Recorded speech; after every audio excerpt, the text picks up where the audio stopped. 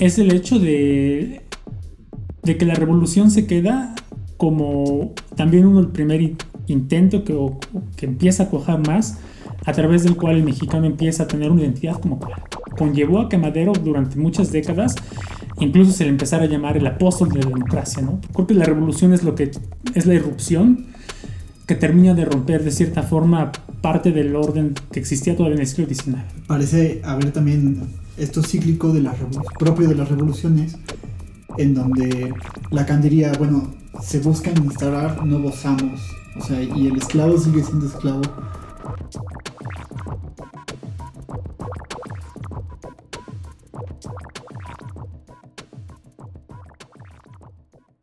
Bienvenido, Paco, a este nuevo episodio de Pocas Parresia. Que te digo bienvenido, pero en realidad pues también tú me estás dando la bienvenida aquí en tu casa, lo aprecio muchísimo. No, es todo un gusto tenerte aquí. Y agradezco mucho que hayas hecho el indómito viaje de cruzar la frontera Puebla-Tlaxcala y venir hasta el corazón de las tierras tlaxcaltecas. Buenísimo.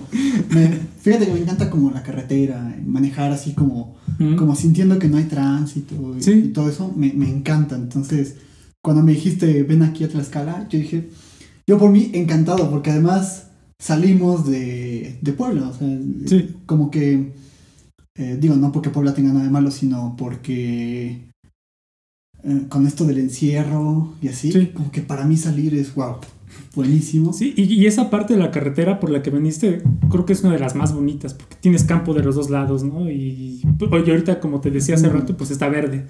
Por la temporada que es estamos cerca de verano y pues creo que vale mucho la pena echarse ese recorrido, y más el doble si es para compartir algunas ideas.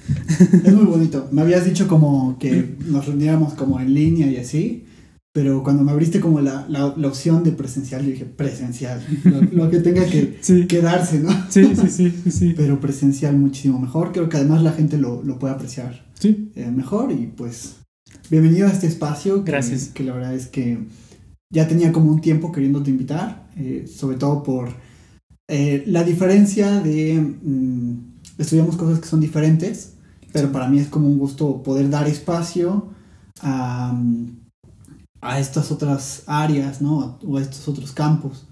Entonces, pues habíamos platicado ahí por el inbox de Facebook de que querías abordar la Revolución Mexicana. Sí. Entonces, no sé si haya algo que quisieras agregar antes. Antes me gustaría que te presentaras de forma breve, darte un pequeño espacio para que le hagas saber a la gente como quién soy, qué estudiaste, quién eres, y por qué la revolución.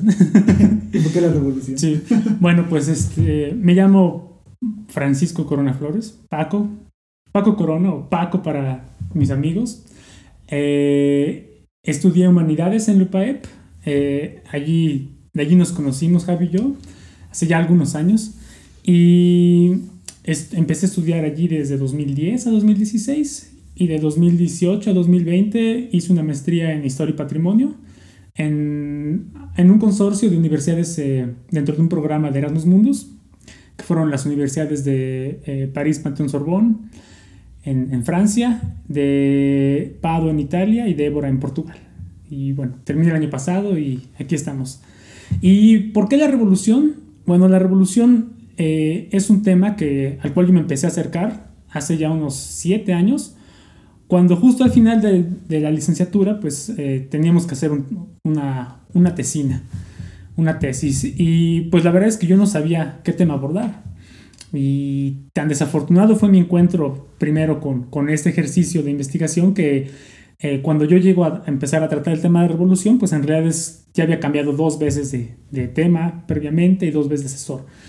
Pero inmediatamente en cuanto me empecé a involucrar con el tema de la revolución, me fascinó, porque te das cuenta que hubo muchas cosas que convergen.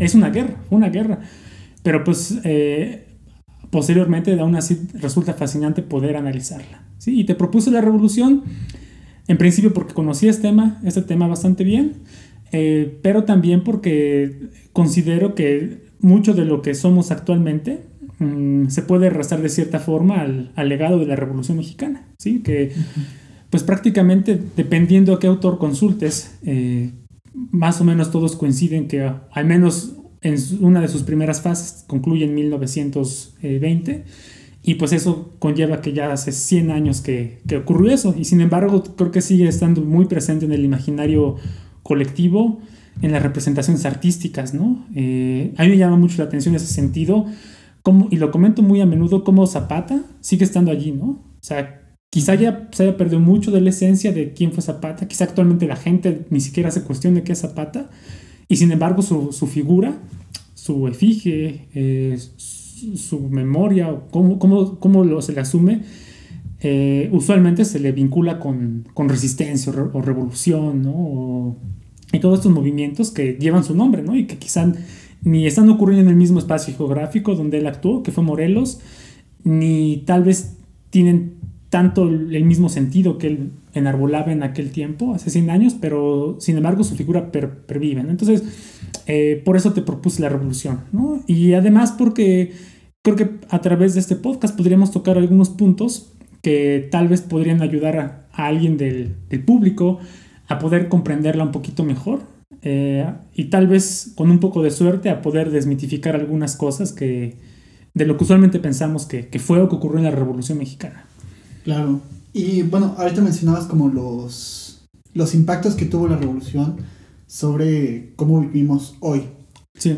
Y yo te preguntaría en primer lugar, ¿cuáles son esos impactos? O sea, yo sé que, por ejemplo, esta cuestión de que aprendimos a mejorar nuestras relaciones exteriores con Estados Unidos, por ejemplo, después de que varios de los líderes, ¿no?, que estaban en la revolución tuvieron este conflicto militar de presupuestos, de obtener armas, precisamente por la mala relación con Estados Unidos, o por ejemplo Venustiano Carranza, que tenía como que Estados Unidos no lo reconocía. Sí. Además de esta lección de tener buenas relaciones con Estados Unidos y también un poco el conocimiento de lo dependientes que somos de Estados Unidos, sí, ¿qué cosas ves tú, digamos, de la revolución que impactan hoy en día? Creo que una de ellas, y tal vez sea la más tangible, aunque tal vez no sea tan evidente en primer plano, sea que de cierta forma el proceso revolucionario, o sea, todos los conflictos que hubo a lo largo, al menos de la primera década, han contribuido a que el mexicano en general comenzara o diera un paso adelante en su formación política, en la formación de una cultura política en México, ¿sí? Eso aunado también con un cambio de cierta forma de régimen, ¿sí? Y creo que para poder dimensionar un poco mejor en qué sentido menciono esto, hay que volver un poquito, unos años atrás, y darnos cuenta qué tipo de sociedad era México durante el siglo XIX, ¿sí? El siglo XIX pues termina en 1899, en términos temporales, pero me parece que en México en realidad termina una década un poco después, ¿sí? Es decir, cuando creo que la revolución es la irrupción que termina de romper de cierta forma parte del orden que existía todavía en el siglo XIX, ¿no? ¿Cómo era el México del siglo XIX? Pues tenemos que era un México que en general, aunque había, digamos, ido avanzando y evolucionando en ciertos aspectos, quizás sobre todo durante el Porfiriato, y me refiero a aspectos, por ejemplo, como el hecho de que hubiera, o que se pensara que había cierta estabilidad, me refiero a la paz, o que hubiera cierto progreso económico, o que, por ejemplo, México dejara de tener una deuda externa, pero creo que al final había una estructura que todavía yo le llamaría de cierto tipo heredera de la estructura colonial que existía. Y creo que la Revolución Mexicana, a pesar de que no termina de romper este régimen colonial, creo que le corta algunos filamentos, ¿no? Y nos acerca un poco más a la sociedad que por ejemplo, a los libertadores de México, de España, les hubiera gustado, ¿no? Me refiero a este documento que se llama Sentimientos de la Nación, ¿no? Ahí se expresa muy bonito, como todas sus aspiraciones, ¿no? Y creo que la revolución lleva un poquito más a ese punto al romper reestructuras que vienen del pasado, ¿no? Y en ese sentido, creo que lo que permite es que empiezan a hacer una cultura política, pues, que sigue siendo muy vertical, pero que al menos en papel empieza a acercarnos un poco más a una democracia, ¿no? Muchos historiadores consideran, por ejemplo, que Francisco I. Madero, que es el siguiente presidente, hay un interino allí, Francisco León de la Barra, entre que Porfirio Díaz deja la presidencia y que Madero la asume, pero muchos historiadores lo que concuerdan es que él es el primer presidente. ¿Que es cuando lo meten en la cárcel? Sí, sí. Consideran que es el primer presidente electo, ¿no? Y si lo piensas, pues en términos de democracia, de participación ciudadana, pues es enorme, ¿no? Justo porque vienes de este régimen colonial que no acaba de morir, inmediatamente entras ahí. Y sin embargo, al parecer, pues fue demasiado radical para su tiempo, ¿no? Tanto que le dan un golpe de estado meses después, ¿no? Entonces, creo que ese es uno de los avances. No termina de cuajar ahí, pero bueno, nos pone como un dedito enfrente, ¿no? Hacia ese camino. Nos demuestra que es posible llegar allí, ¿no? Y creo que también mucho de eso viene con o conllevó a que Madero durante muchas décadas incluso se le empezara a llamar el apóstol de la democracia, ¿no? Porque justo muere asesinado en esa circunstancia tan penosa y adquiere como esta especie de aura, ¿no? Es como un héroe que muere antes de ser villano, ¿sabes? Esa es una. La segunda creo que tiene que ver la tercera, tiene que ver con la Constitución, que al final, bien o mal, quizá no era todo lo que se esperaba de una revolución que aspiraba mucho, pero al final creo que también cristaliza de cierta forma un avance en términos de por ejemplo, estos, hasta yo le llamaría míticos artículos, ¿no? Ahorita no sé cómo lo enseña en la educación básica, pero recuerdo que a mí aún me tocó aprender la importancia del artículo 3, 27 y 123, ¿no? La educación, la tierra y el trabajo, ¿no? Uh-huh. Y creo que no era el plan de avanzada que muchos grupos revolucionarios querían ver plasmado en una constitución, pero de nuevo, nos empieza a acercar como a una tendencia.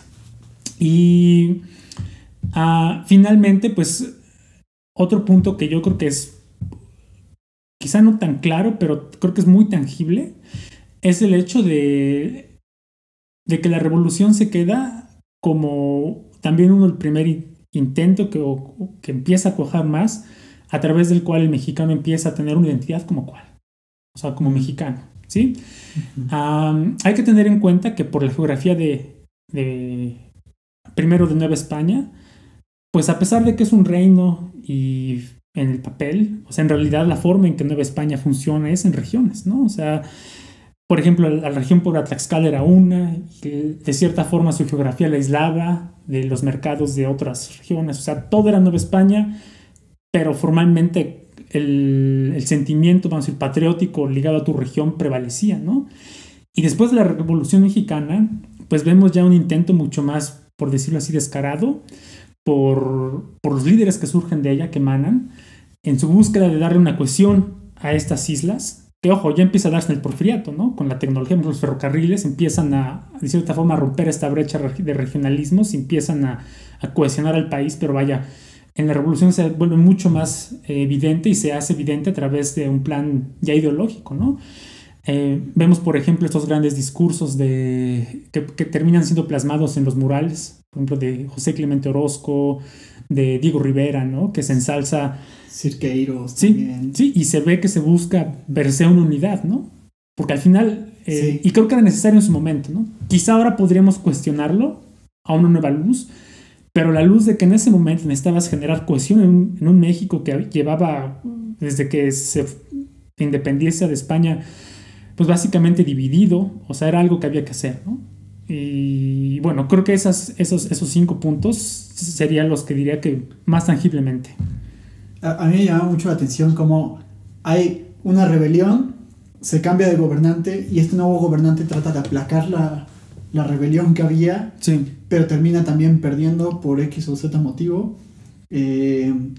entra otro gobernante y nuevamente, o sea, como que me parecía muy, muy cíclico todo esto. Sí, y no sé, yo cuando empecé, te digo, a estudiar este tema y a nivel personal también era mucho más nihilista, me gustaba decir, y al final todos mueren, ¿no? Porque, o sea, es como, se empiezan a disparar todos. ¿Sabes? Me recuerda un poco esta escena de Inglourious Basterds, en la escena en la que están en un ático y de repente todo el mundo se descubre que hay gente infiltrada allí y alguien empieza a disparar y es como todos en el bar se terminan matando, ¿no? Y solo queda la actriz esta viva. Pero al final la matan también, entonces nadie sale vivo de allí. Y creo que es el caso de la revolución. Y eso demuestra, a mi parecer, el hecho de que durante, de nuevo, todo el siglo XIX, pues, bueno, demuestra creo que dos cosas. La primera es que el régimen colonial que se instaura durante 300 años en Nueva España en ese entonces, en nuestros territorios, pues permite la extracción de recursos naturales y permite que se articule la economía que giraba en torno a la plata, pero lo que no permite es crear una conciencia ciudadana, ¿sí? Y entonces creo que cuando quitas ese tapón, de cierta forma, que era el régimen colonial, el virrey, la estructura, ligada a la corona española, pues tienes un pueblo que, a ver, no es que no sepa dónde ir, pero vaya, no tiene experiencia política, porque se acostumbró a tener una estructura social muy vertical, que sigue hasta nuestros días, y pues nunca hubo chance de que hubiera, digamos, ningún intento de que los sectores amplios pues tomaran decisiones. Entonces creo que eso hizo que también fuera más difícil cuando México ya se vuelve un país independiente que haya consensos, ¿no? Porque antes simplemente no había necesidad. Había órdenes del rey, había comunicación con los virreyes actuaban de manera pues, más o menos tajante, tampoco era tan así, pero bueno. Y vaya, o sea, y creo que hasta actualmente pues más o menos estamos, como mucho se dice todavía en el ámbito de la comentocracia, la democracia mexicana es muy nueva, ¿no? Y pues creo que tiene algo de razón, tiene parte de eso en sus orígenes históricos, ¿no? Y creo que por eso en el siglo XIX también, o sea, si te pones a ver, fíjate, yo empecé estudiando como esa parte y me he ido en los últimos años a estudiar el siglo XIX, ¿no? Porque, buscando raíces, ¿no? Y en algún punto cuando te pones a estudiar el siglo XIX dices, oye, este país subsiste por milagro, ¿no? O sea, yo no soy creyente en nada, pero, o sea, algo, ¿no? Porque en el siglo XIX hubo muchos intentos hubo mucha posibilidad de que eso no cuajara, ¿no? Uh-huh. O sea, para empezar, hay una intervención o sea, nosotros celebramos la independencia de 1810, pero en realidad la guerra termina en 1821, es decir, 11 años después. Luego, la década siguiente, los franceses quieren intervenir. Tiene la secesión de Texas, ¿no? Los territorios del norte, el septentrión llamado. Y eventualmente, en la década siguiente, pues tienes la guerra con Estados Unidos, ¿no? Que ellos le llaman la Mexican-American War, ¿no? Del 46 al 48. Y luego la década siguiente tienes la guerra de 3 años, ¿no? O sea, liberales contra conservadores, ¿no? Y luego unos años más adelante tienes la intervención francesa, ¿no? Y luego, o sea, te das cuenta que es muy conflictivo, ¿no? Y te das cuenta que al menos la primera mitad, mucho de ese conflicto, pues tiene que ver con el hecho de que, pues de cierta forma hay una falta de identidad, ¿no? Y creo que cuando llega Porfirio Díaz y empieza más o menos a imponer lo que también muchos historiadores han llamado la Pax Porfiriana, pues al final de cuentas es una paz artificial, ¿no? Porque, primero, algo que usualmente no se toma en cuenta es que realmente, aunque muchos historiadores dicen la Pax Porfiriana, pues no ocurre tal, porque todo el tiempo, los 30 y pico de años que dura el porfiriato, hay revueltas. O sea, hay revueltas en Yucatán, hay revueltas en Sonora con los yaquis, en Yucatán con los mayas, hay huelgas obreras desde 1884 en los centros fabriles. Entonces, pues si te pones a ver al detalle, realmente no hay paz, ¿no? Pero digamos, en el ámbito político existe cierta paz simplemente porque Porfirio Díaz logra, de una forma muy maestra, crear un sistema de balances, ¿no? Y pues prácticamente todos los gobernadores son sus amigos de cierto punto, ¿no? Aquí, por ejemplo, en Tlaxcala, en esa época, gobernó un militar que se llamó Próspero Caguanzi y también era amigo de Porfirio Díaz y todo, ¿no? Entonces logra hacer un balance que vemos que cuando ocurre la Revolución Mexicana se rompe y de nuevo se vuelve a una dinámica pues bastante agresiva y bastante, si se pudiera decir, hasta autófaga, ¿no? O sea, se devoran a sí mismos, ¿no? Y creo que es fascinante actualmente analizarlo como un fenómeno social y político y militar también, pero vaya, tuvo que ser terrible en ese momento, ¿no? Porque simplemente piensa, o sea, Madero dura en el poder 10 y pico de meses. Huerta dura en el poder 10 y pico, o sea, imagínate. Y asesinados, ¿sí? Y exiliados, y y además parece de película, ¿no? O sea, la forma en que matan al hermano de Madero, olvidé su nombre, pero es que, ¿sabes? Lo capturan y cerca de el Palacio de Lecumberri le sacan un ojo, o sea, solo tenía un ojo y le sacan el ojo, es como película gore y dices, ¿qué onda, no? Órale.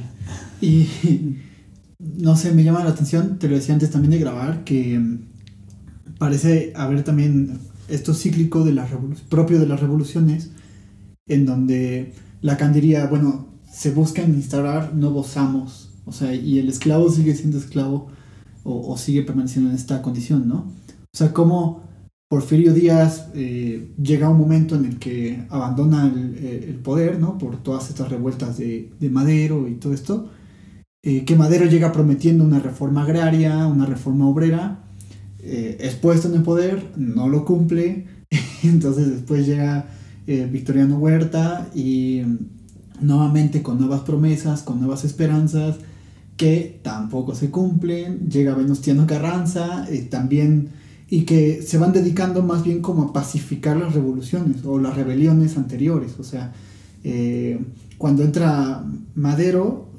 había esta cuestión de calmar a los porfiristas y al mismo tiempo como a los que estaban como en conflicto con Madero, y después con Victoriano Huerta lo mismo, y con Venustiano Carranza lo mismo, y luego llega Plutarco Elías Calles y ya hay como un poquito más de estabilidad ya que pasó la Constitución, pero aún así sigue habiendo como todo este conflicto, toda esta pues sí, toda esta revolución o todas estas rebeliones y tensiones.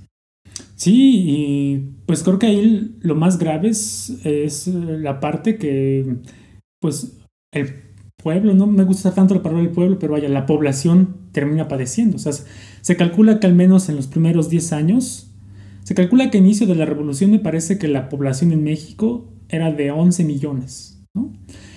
Y se calcula que al final es de 10, o sea, muere como casi la 10ª parte de la población en esos 10 años de guerra. Y creo que es al final lo más terrible, ¿no? Lo que tuvo que haber representado vivir en áreas de conflicto. Porque bueno, a nivel popular, pues sí, pues es una pena que los generales mueran, ¿no? Y se pierde, por ejemplo, al final, ¿no? De forma igual más o menos heroica, Venustiano Carranza, ¿no? Que lo asesinan en el norte de Puebla y tal. Pero pues imagínate también, o sea, y respecto a eso, pues mucho se le acusó en su momento a los zapatistas, ¿no? No sé si has escuchado que a Zapata en la prensa de la época le decían el Atila del Sur, ¿no? Haciendo referencia como Atila el Uno que era sanguinario, pues así se le hacía, ¿no? Que a ver, es mitad cierto y mitad verdad, ¿no? Pero pues la población en sí muchas veces lo padecía, ¿sí? Por ejemplo, para la tesis de licenciatura que hice, yo en ese momento uno de mis propósitos era tratar de averiguar justamente cómo la revolución había afectado a la industria textil, ¿no? Entonces, lo que yo buscaba en los archivos eran casos de incursiones militares, no sé, en una fábrica o en uno de esos ámbitos. Y la verdad es que en este ámbito me topé muy poco, pero en cambio para la región Tlaxcala-Puebla lo que sí me topé muchísimo fue el caso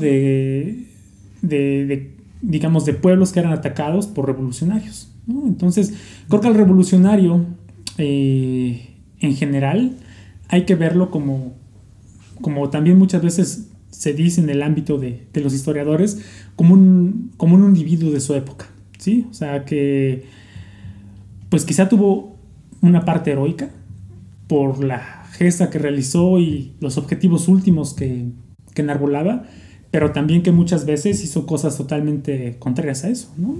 Hay un caso en particular que leí en el Archivo Histórico de Tlaxcala hace unos años que es el que más se me quedó grabado, ¿no?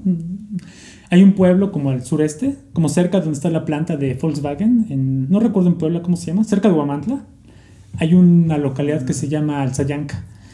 Y allí me encontré, que creo que era en 1915, o sea, narran ahí cómo entró al pueblo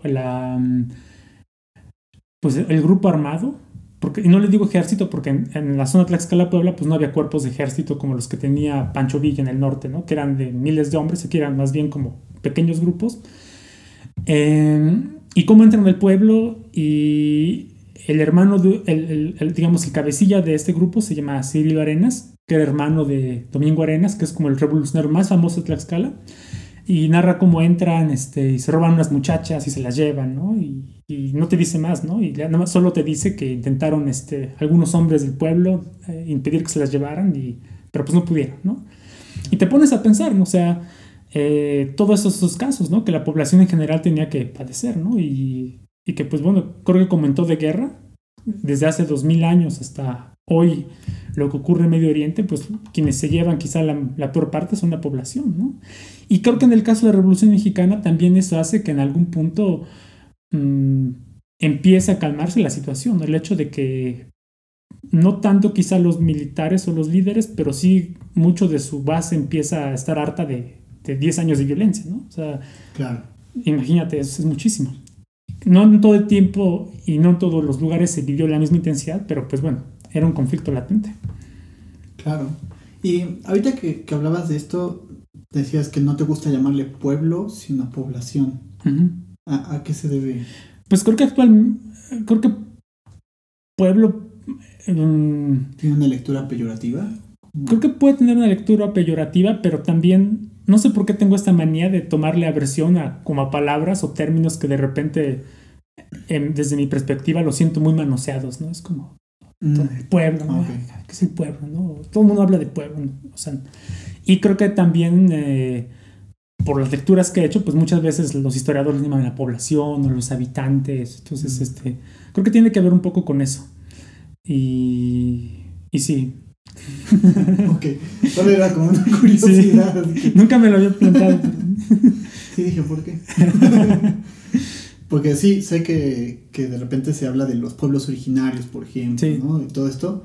Sí. Y como que me causaba un poco de ruido, como porque si había como una razón. Que eso que tocas es interesante, porque fíjate, alguna vez ya hace unos años, en Puebla me parece que todavía se sigue celebrando una serie de coloquios que tratan sobre la revolución, ¿no? Y son anuales. Y en 2017 presenté una ponencia, ¿no? Entonces yo hablaba un poco de estos grupos de revolucionarios que andaban en el Valle Puebla Tlaxcala, ¿sabes? Que estaban no totalmente aliados de Emiliano Zapata, pero vaya, seguían su tendencia y tal. Y pues la verdad es que cuando los estudias, al menos te digo, la revolución, creo que en lugar de hablar de revolución tendríamos que hablar de las revoluciones, porque muchas veces, o en cada lugar, mejor dicho, ocurrieron bajo dinámicas distintas, ¿no? O sea, un ejemplo muy claro es que quizá cuando pensamos en la Revolución Mexicana, las escenas que quizá nos vengan a la cabeza son la de los acontecimientos que ocurren en el centro, norte y noreste del país, ¿no? O sea, pensamos en Pancho Villa, en Venustiano Carranza, en los Dorados de Villa y todo esto, ¿no? Que ocurren en una parte del país, ¿no? Uh-huh. Y en el centro sur, en el centro, pues ocurren con dinámicas diferentes, ¿no? Y una de esas son la del número de, como ellos llaman en los documentos, el cuerpo de ejército, ¿no? O sea, en el norte, de nuevo, o sea, ahí sí se puede hablar de un cuerpo de ejército. O sea, hablas de miles de hombres bien organizados, súper bien pertrechados, que hacen, digamos, la guerra de manera profesional, ¿no? Que reciben salarios. En cambio, por ejemplo, en la región Puebla Tlaxcala, pues más bien cuando examinan los documentos, pues te das cuenta que son en realidad lo que también en los documentos denominan gavillas. ¿Qué es una gavilla? Pues es un grupo reducido de hombres, ¿no? Generalmente nunca especifican cuánto, pero sí se sabe que las más grandes tendrían alrededor de 400 o 500, ¿no? Y eso ya era muchísimo. Pero si no eran 20 o 30 o 50. Y comento esto porque alguna vez en este congreso que te menciono, se me ocurrió llamar uno de estos grupos que asaltaron unas fábricas que están, no sé si conozcan, está la Constancia en Puebla, la Constancia Mexicana, por la salida. No. Bueno, hay un conjunto de fábricas porfirianas que fueron asaltadas. Y yo documenté, porque encontré los documentos, cómo fue asaltada una, ¿no? En repetidas ocasiones. Y a este grupo yo le llamé guerrilleros, ¿no? Porque quizá hice mal, aún no he dilucidado más si hice bien o no. Pero vaya, dentro de mi lógica en ese momento se me ocurrió llamarles guerrilleros porque más bien la lógica en la cual ejecutaban sus incursiones armadas correspondería a lo que actualmente llamamos una acción de guerrilla. Es decir, llegaban en caballos de manera rápida, quizá mataban a los guardias de la fábrica, entraban a robar y se iban, ¿no? Y eran poquitos y, ¿sabes? Existía esa dinámica. Y les llamo guerrilleros, ¿no? Y una investigadora que estaba ahí, cuyo nombre no diré porque es muy famosa en Puebla, pues me regañó, ¿no? Al final me hizo así, como que tiene un comentario y me dijo, no, es que son revolucionarios y tal. Y no lo dijo de manera explícita, pero estaba como de manera implícita el hecho de que pensaba, o así lo interpreté yo, que eran héroes, ¿no? Y que pues, no había que denigrarlos, ¿no? Claro, y infería que decirle guerrillero era porque lo estaba denigrando, cuando más bien yo lo hacía por interpretar una manera de hacer la guerra, ¿no? Sabes que está la guerra de guerrillas, ¿no? Que es una forma de llevar la guerra. Claro, que no fue de una manera peyorativa, sino más bien como el término. Sí, y que buscaba al final, pues tratar de brindar más precisión de cómo estos grupos desarrollaban la guerra. Porque, a ver, no tenían 4,000 soldados y no hacen la guerra frontal o no tenían ni siquiera el entrenamiento militar que tenían muchos de los militares en el norte del país, ¿no? Sino que más bien hacen la guerra de una forma empírica, como a veces ocurre, o muchas veces ocurren en las guerrillas, ¿no? Y creo que es interesante tocar estos puntos de términos, porque también te pueden relevar mucho de lo que se habla. Perfecto. Pues, si te parece bien, cerramos por aquí esta primera charla. Sí. Y me gustaría dejarte a ti como la última palabra. Antes de eso, agradecerte que nos compartas esta información y que accedieras a esta charla. Para mí es un honor tenerte por aquí. Y pues nada, dejaría como que cerraras con algo que quisieras decir. Pues, no sé, diría que si queremos conocer estos temas, pues creo que vale la pena a veces tener un poquito o aplicar nuestra curiosidad y dedicarle unos minutos. Porque me parece que, aunque son temas que tienen que ver sobre todo con la historia, pues muchos nos pueden aportar a comprender qué somos como país y por qué somos como somos y creo que nos pueden brindar una perspectiva más amplia de lo que vivimos y de nuestra realidad política. Y creo que al final eso es benéfico porque, justo como decía, nuestra democracia es muy joven y necesita que participemos con la mayor conciencia posible. Y bueno, la historia nos puede brindar muchas respuestas o muchos puntos de referencia que nos pueden iluminar al respecto. Pues muchísimas gracias a quien está viendo el video. Recuerda darle like, suscribirte al canal de YouTube, dejarnos tus comentarios, qué te parece este nuevo formato de videos un poco más cortos. Y nos veríamos el siguiente domingo con un video nuevo. Así como si fuera televisión. Sí. Apágala. No se apaga.